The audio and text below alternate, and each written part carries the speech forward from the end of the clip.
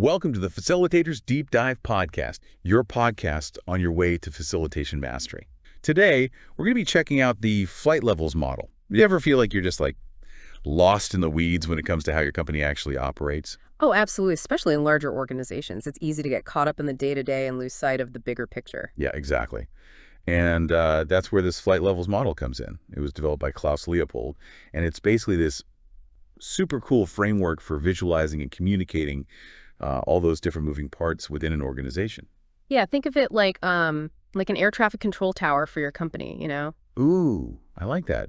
So instead of just seeing a jumble of planes, or in this case, like teams and projects, you can see the different altitudes they're operating at and how they all connect. Exactly, and that's where those flight levels come in. Each level offers a distinct perspective, kind of like how a pilot has different views from the cockpit depending on their altitude. Okay, I'm intrigued. So let's start with flight level 1. What's the view like from down there? So flight level 1, that's where all the action happens. It's the operational level. We're talking individual teams, departments, just getting their hands dirty and doing the actual work. The nitty-gritty, the day-to-day grind. Exactly. But, and this is important, improvements made at this level, they're often, limited in their impact. It's like optimizing just one gear in a giant machine, Okay, so imagine a marketing team that, I don't know, gets obsessed with increasing their social media output, but they don't consider how that might overload the design team or maybe even dilute the overall brand message. You got it. They might be crushing their own metrics, but it could create bottlenecks further down the line, maybe even hurt the company as a whole. So how do we get out of that siloed mindset? How do we start seeing those connections? Well, we got to climb to flight level 2. Now we're starting to see how those individual teams fit into the bigger picture. Okay, so flight level 2, it's all about the flow of work, right? How things move from an initial idea all the way to a finished product or service. Exactly. We're talking about value streams here. It's if flight level 1 is about individual gears, flight level 2 is about how all those gears work together to make the whole machine run smoothly. So this is where things like agile methodologies and Kanban boards come into play. Yep. Those are super helpful tools for visualizing and managing those value streams.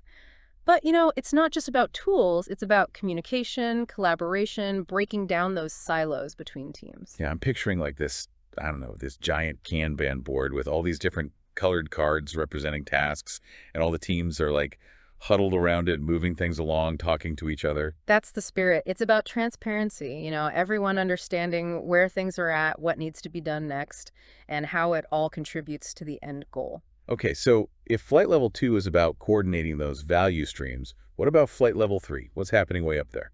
Flight level 3, that's the executive suite, the strategic view. We're looking at the whole organization, its mission, its long-term goals.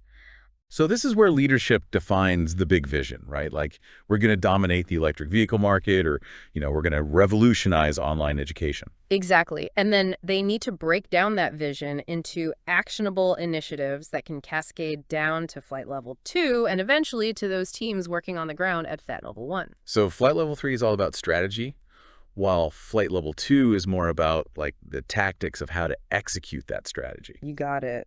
And it's important to remember that those flight levels aren't isolated, They all need to be connected, constantly communicating. Right, because what's the point of a brilliant strategy if it doesn't actually translate into action on the ground, right? Exactly. And vice versa. Teams can be super efficient, but if they're not working towards the right goals, it's all for nothing. So as we're wrapping up this deep dive, I'm just thinking about how valuable this model can be for anyone, really.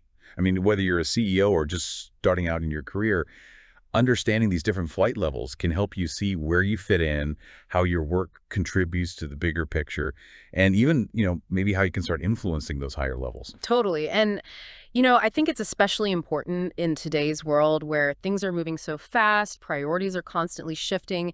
Having this framework can really help you stay focused and aligned with what matters most. Food for thought, huh? So next time you find yourself feeling lost in the weeds, just remember those flight levels. Take a step back and consider what altitude you're operating at, and maybe even how you can start soaring higher. Yeah, and maybe, just maybe, you'll discover some new opportunities, new ways to contribute, and even, shape the future of your organization. See you next time on the Facilitators Deep Dive podcast, your podcast on your way to facilitation mastery. Until next time. See you then.